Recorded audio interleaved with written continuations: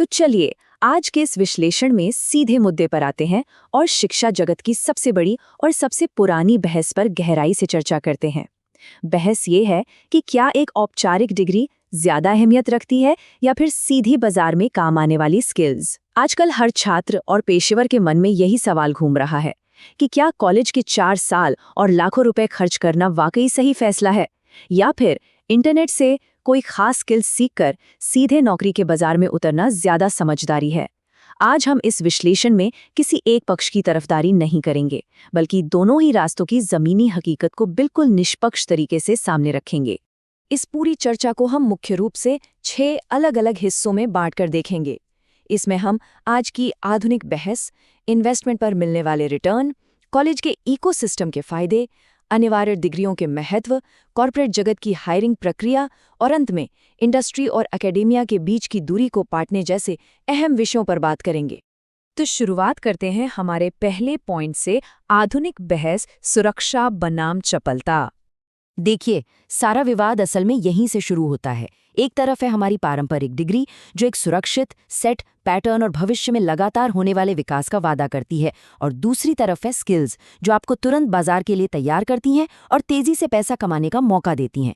जब कोई डिग्री चुनता है तो वो एक स्थापित और भरोसेमंद सिस्टम पर दांव लगा रहा होता है, लेकिन जब कोई सिर्फ स्किल्स का रास्ता चुनता है तो वो अपनी चपलता और तेजी से बदलती बाजार की जरूरतों के हिसाब से खुद को ढालने की क्षमता पर निर्भर होता है।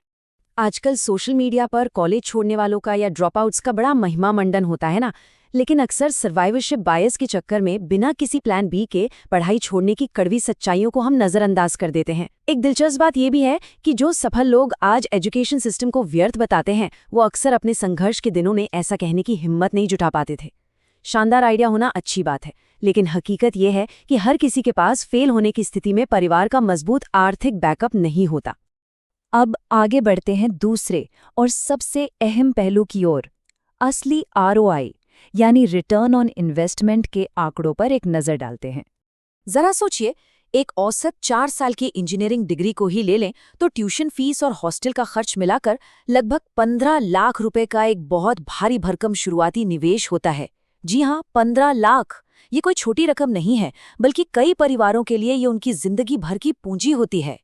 तो जब इतना पैसा लगाया जा रहा है तो ये सवाल उठना बिल्कुल लाजमी है कि आखिर इसके बदले में मिलेगा क्या। और जब हम उस निवेश पर मिलने वाले रिटर्न को देखते हैं तो डेटा हमें एक बिल्कुल अलग ही हकीकत दिखाता है। ये उन दावों की हवा निकाल देता है कि हर बड़े कॉलेज से निकलने वाले को तुरंत करोड़ों का पैकेज मिल ही जाता है।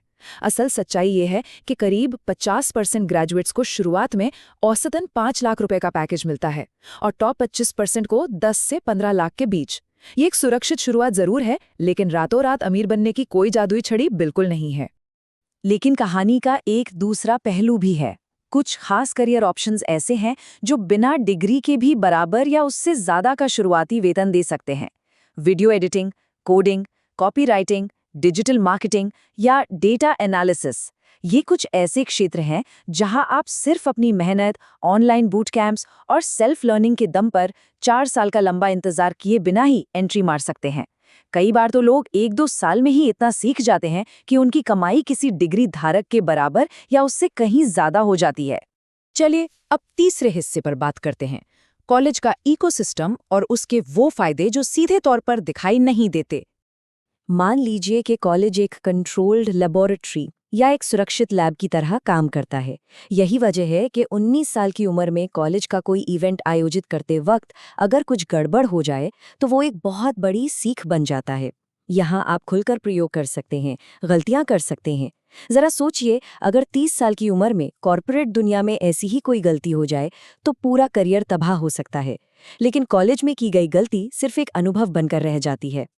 असल में यही वो छिपे हुए फायदे हैं जो लंबे समय में एक इंसान का व्यक्तित्व निखारते हैं। ये सिर्फ क्लासरूम के किताबी ज्ञान तक सीमित नहीं है। लीडरशिप क्वालिटीज, लोगों से बातचीत करने का तरीका, मुश्किल वक्त में खुद को ढालना और फेलियर के बाद दोबारा खड़े होने की ताकत, ये सब कॉलेज के इस इकोसिस्टम से ही मिलता है।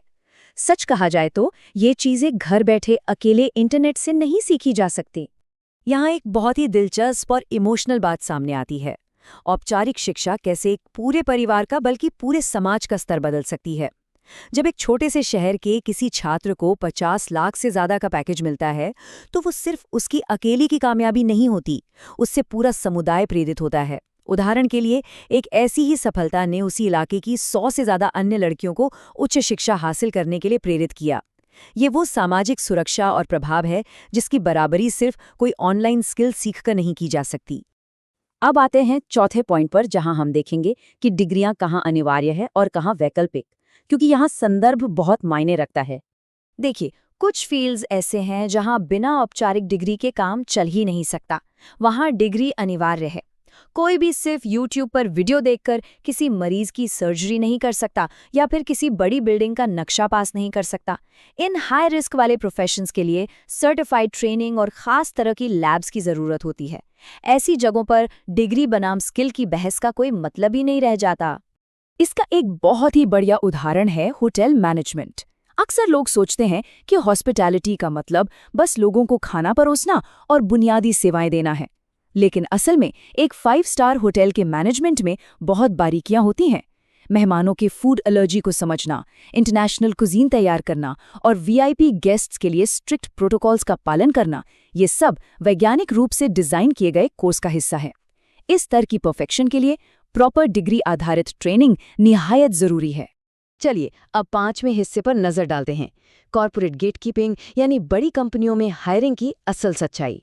कॉर्पोरेट दुनिया की एक बहुत ही व्यावहारिक सच्चाई ये है कि बड़ी कंपनियां डिग्री का इस्तेमाल सिर्फ एक फिल्टर के तौर पर करती हैं।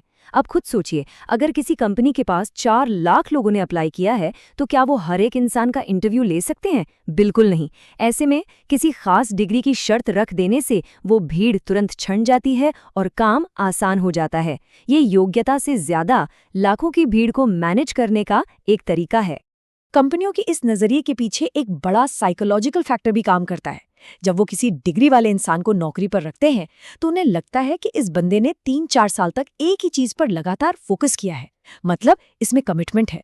इससे कंपनी के प्रति वफादारी की उम्मीद बढ़ जाती है। वहीं दूसरी तरफ जो लोग विशुद्ध रूप से स्किल्स के दम पर आते हैं, वो काम में तो बहुत तेज और फुर्तीले होते हैं, लेकिन ऐसा ट्रेंड देखा गया है कि वो 10-15% का इंक्रीमेंट मिलते ही तुरंत कंपनी बदल लेते हैं। और हाँ, कॉलेज से मिलने वाले एल्यूमिनाई नेटवर्क की ताकत को हम बिल्कुल कम नहीं आंक सकते।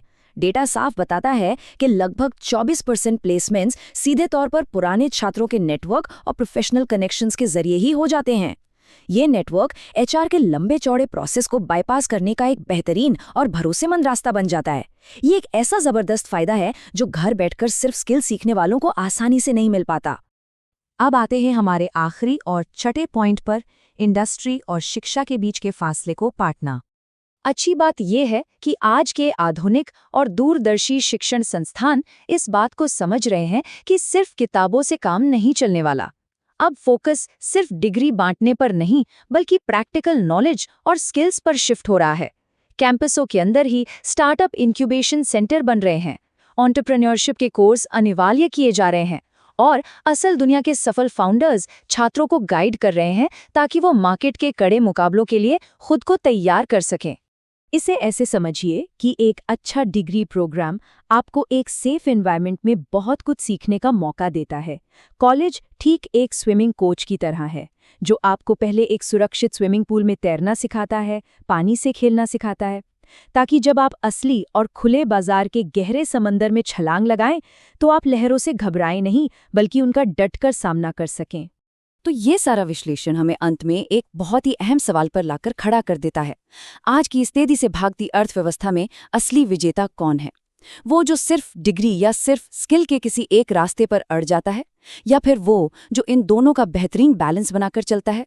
सच्चाई तो यही है कि आज के दौर में एक मजबूत आधार और लगातार नई स्किल सीखते रहने की ललक ही सफलता का सबसे पक्का फॉर्मूला है। उम्मीद है इस विश्लेषण से आपको इस पूरी बहस को एक नए और संतुलित नजरिए से देखने में मदद मिली होगी। हमारे साथ इस चर्चा में जुड़ने के लिए बहुत बहुत धन्यवाद।